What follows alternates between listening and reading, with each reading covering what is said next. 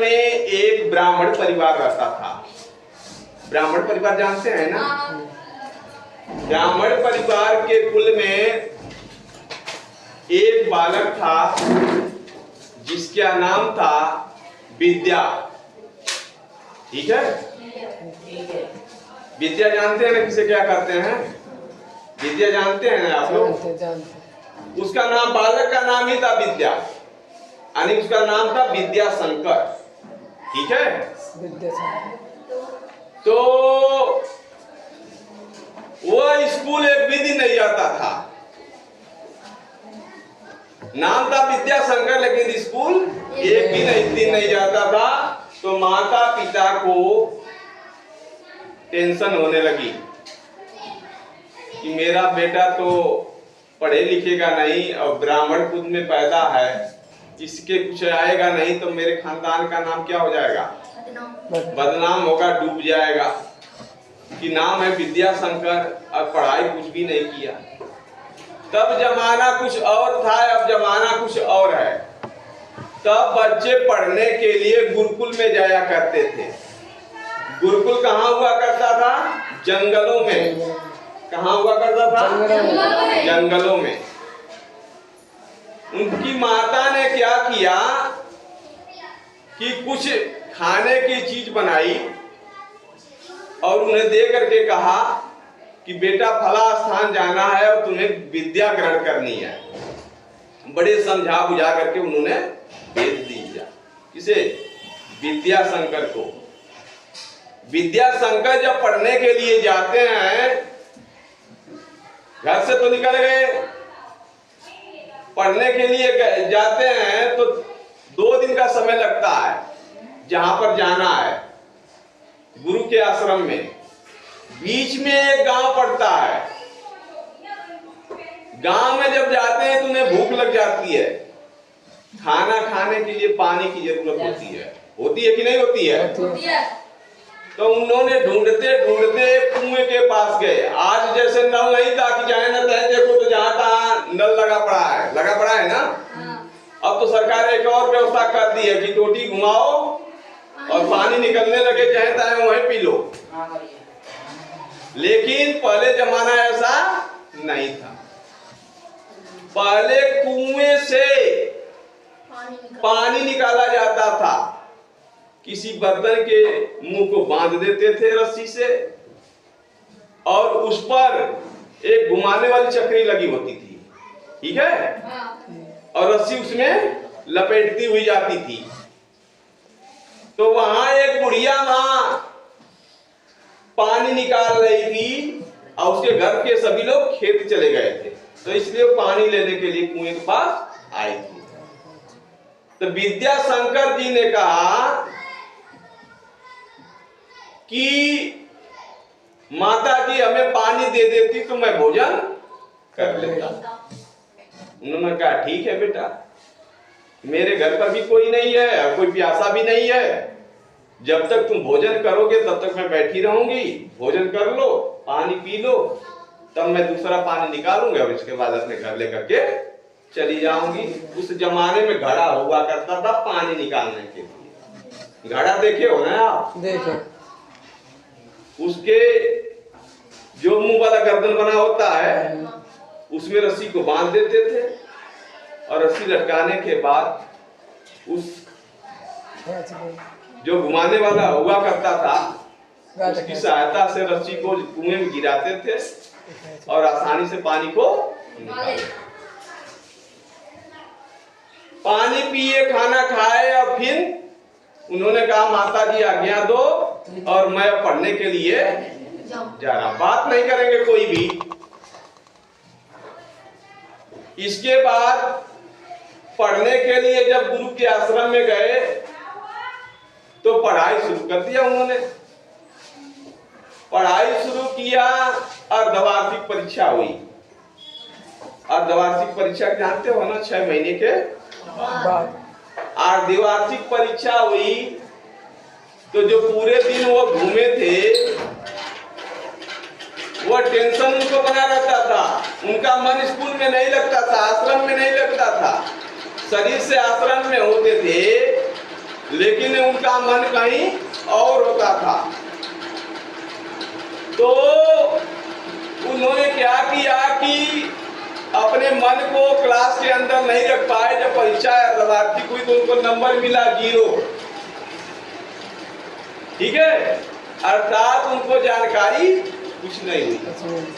गुरुजी ने कहा कि अरे आप पढ़ाई पर ध्यान दो विद्याशंकर, नाम तुम्हारा बड़ा प्यारा है, पढ़ाई पर ध्यान नहीं दे रहे हो, नंबर 0 मिल गया, अब आगे भी 0 मिलता रहेगा तो मैं क्या करूंगा।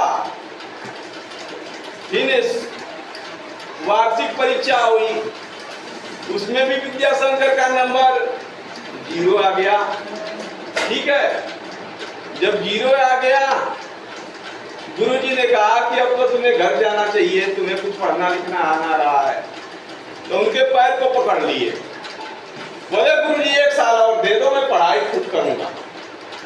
लेकिन फिर 1 साल पढ़ गए, छमाही परीक्षा हुई, सलीना परीक्षा हुआ, दोनों में 0-0 नंबर पाए।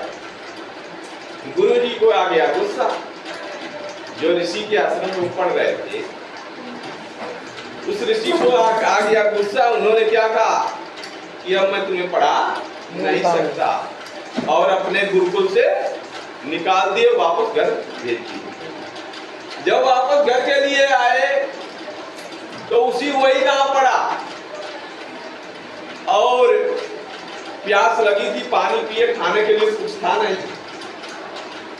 विद्याशंकर जी ने सोचा कि बूढ़ी माता को पूछकर उसके घर चलते हैं, कुछ खाने को भी मिल जाएगा और पानी भी पीने को मिल जाएगा कि नहीं। विद्याशंकर जी बूढ़ी माता के घर जाते हैं। अब पूरी कहानी कहकर बताते हैं कि 2 साल में कितना हूं मैंने पढ़ा, नंबर मिला कितना 0। उन्होंने कहा कोई बात ना है, आप आराम से भोजन कर लो, फिर हम कुएं के पास चलते हैं, तब इसके बाद तुम घर जाना या ना जाना। खाना खा लिए, पानी पी लिए, बूढ़ी माता ने कहाँ लेकर आई, कुएं के पास। ठीक है, कुएं के पास आई तो जो रस्सी गड़ा में बांध करके रस्सी पर लटकाते हैं, तो वहां पर एक पत्थर लगाया गया था। रस्सी के आने जाने से उस पत्थर पर क्या हो गया था, निशान पड़ गया था। ठीक है, रस्सी मुलायम होती है ना, कि पत्थर मुलायम होता है, रस्सी मुलायम होती है। फिर भी बार बार आने जाने से पत्थर पर क्या हो गया, निशान पड़ गया। जब निशान पड़ गया तो उसी पत्थर के निशान को बूढ़ी माता ने दिखाया, किसे, विद्याशंकर जी को।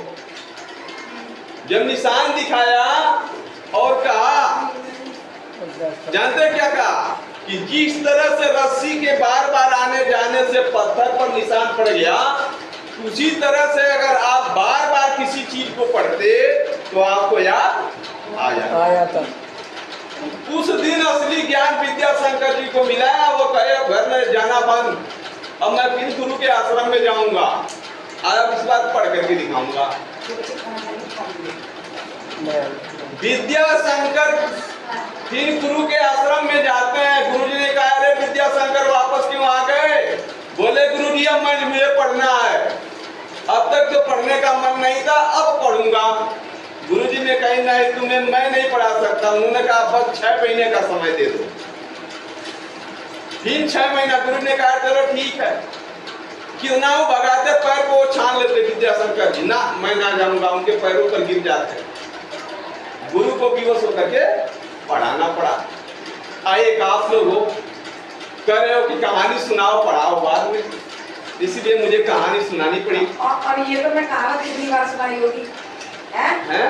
बार बार अभ्यास से जड़मत बोध सुजान, रस्सी आवत जाते सिक्का पर निशान। ठीक है, बात तुम्हें ये कह के पहली दुआ उन्हीं के द्वारा लिखा गया है।